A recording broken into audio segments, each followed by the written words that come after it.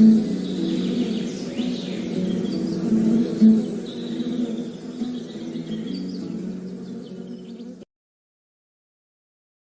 guys, welcome to iExamB. This is Amit and I welcome you all to the part 19 of our ongoing RBI Grade B 2024 series. So before your phase 1 will be completing part 20, मतलब 200 questions we have discussed, and for your phase 2 the rest of the questions we'll be discussing. We'll be continuing this particular series till your phase 2. So अभी और कुछ ही दिन बाकी रह गए आपके exams के लिए. आई एम श्योर कि आपका जो प्रिपरेशन है that is on right track and it is the time to revise. Guys revision को आप बिल्कुल प्रायोरिटी में रखना अभी. And if you don't revise then आपका जो भी आपने चीज़ें बहुत मेहनत से पढ़ा है तो उसका 100% फायदा आप नहीं उठा पाओगे. So if you have not started the revision it is the right time to start revision. Just revise revise revise. Then last video में हमने ये क्वेश्चन पूछा था, what is the key purpose of the new multi dimensional vulnerability index MBI launched by the United Nations. इसका purpose क्या है पूछा गया था. इस जिसका आंसर है प्रोवाइडिंग लो इंटरेस्ट फाइनेंसिंग. तो इस पर्टिकुलर इंडेक्स से हम कंट्रीज का वल्नरेबिलिटी चेक करेंगे.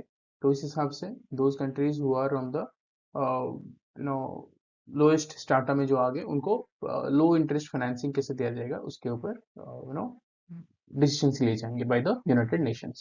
So that is the purpose of this MBI. Next question. Which digital payment platform in Nepal crossed 1 lakh transaction milestone in August 2024? तो it is asking about the platform in Nepal. Please remember. तो यहाँ पे क्या है 1 lakh transactions milestone achieve हुआ है. Yes, the answer here is PhonePe, but the spelling is different here. In partnership with NIPL, crossed 1 lakh transactions milestone in August 2024.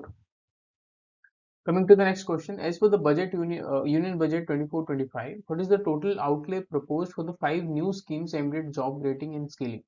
तो budget में क्या है 5 नए स्कीम्स डिक्लेयर किया गया था कि ये 2 schemes will be implemented for job creation and skilling.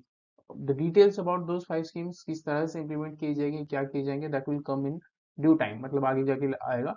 लेकिन the question is asking कि भाई इसमें total outlay कितना है. Yes, 2 लाख करोड़ का. ठीक है. The 2 lakh crores will be spent on these 5 new government schemes that will be aimed at job creation and skilling. That is the next question. What initiative was launched by Union Minister G. Kishan Reddy as part of the Prime Minister Narendra Modi's एक पेड़ माँ के नाम programme.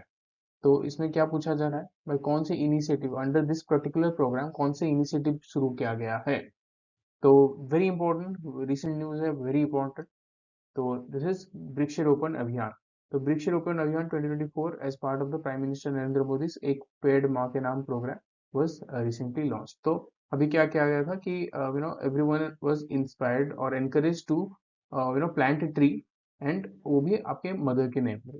तो lot of government officials आप देखे होंगे, lot of schools colleges, तो ये सारे जगह ये वृक्षारोपण अभियान किया गया and the name of the respective mothers. Next question, which Indian astrophysicist received Cosper Harry Massey Award 2024? तो this is a very important award. ठीक है, एस्ट्रोफिजिक्स में Cosper Harry Massey Award is a very important award. तो इस हिसाब से the person who has received this becomes a huge figure. दो astrophysicist India में इतने पॉपुलर नहीं होते जो कि होना चाहिए, लेकिन फॉर आवर एग्जाम्स एंड जो भी हम पढ़ रहे हैं we are getting awareness about all this things. तो हमारे लिए एस्ट्रोफिजिसिस्ट मायने रखते हैं. तो इसी हिसाब से Prahlad Chandra Agrawal the eminent astrophysicist of India received COSPAR Harrie Massey award 2024 at the 45th session. ठीक है, 45th असेंबली हुआ था कोर्सफॉर, तो वहां पे प्रहलाद चंद्र अग्रवाल को यह अवार्ड मिला है. Coming to the next question, as per some RBI report, what is the India's share in the global real-time payments volume? तो real-time payments होता है globally, उसमें इंडिया का परसेंटेज क्या है. आई नो आरबीआई बीच बीच में क्या करता है, बहुत सारे रिसर्च रिपोर्ट्स लाते हैं. तो एनी रिसर्च रिपोर्ट जो कि 4 months पहले आया है, मतलब आपको एग्जाम से, तो दैट बिकम्स रियली इंपॉर्टेंट. तो अभी मैं बता देता हूँ, रिपोर्ट्स कर लेना आप. And please look at the monetary policy MPC का जो भी recent updates हैं. तो these are very important for your exam.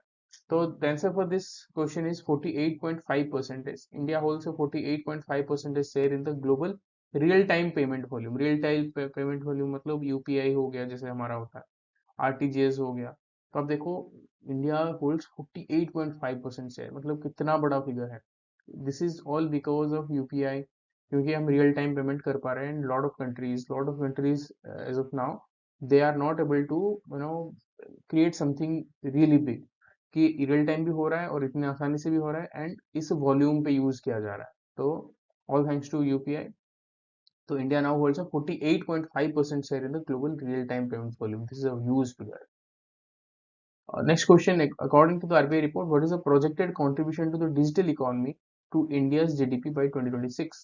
मतलब इंडिया का टोटल जीडीपी में डिजिटल इकोनॉमी का कंट्रीब्यूशन क्या रहेगा by 2026? This is the question, very important. अभी हर चीज में आपको पता है कि the government is pushing towards digital, चाहे वो आपका सर्टिफिकेट्स लाना हो, चाहे आपका पेमेंट करना हो, एवरीथिंग स्टार्टिंग फ्रॉम ऑथेंटिकेशन। तो यहाँ पे 20%, ठीक है। Digital economy is projected to contribute approximately 20% to India's GDP by 2026। This is as per the RBI report. Next question, how much funding did SIDBI receive from the green climate fund to create 1 billion corpus? तो SIDBI was trying to create a 1 billion corpus fund. तो इसमें क्या है, obviously for the climate change. तो green climate fund है, very important fund. तो वहां से कितना फंडिंग मिला है फॉर दिस पर्पस? तो ग्रीन क्लाइमेट फंड से कितना फंडिंग मिला है to SIDBI? Yes, the answer is 215.6 million US dollar का फंडिंग मिला है to create 1 billion corpus for financing mitigation and adaptation projects for MSMEs, ठीक है। चलिए, coming to the next question, how many hectares of forest area did India gain annually from 2010 to 2020 according to the FAA report? FAA report ने क्या बोला है कि India has gained forest area 2010 और 20 के बीच। इंडिया ने फॉरेस्ट एरिया गेन किया है। तो इट इज आस्किंग कि भाई कितने हेक्टर्स गेन किए हैं। Yes, the answer is 2,66,000 hectares of forest area annually from 2010 to 2020, ranking third globally in forest gains according to the FAO report.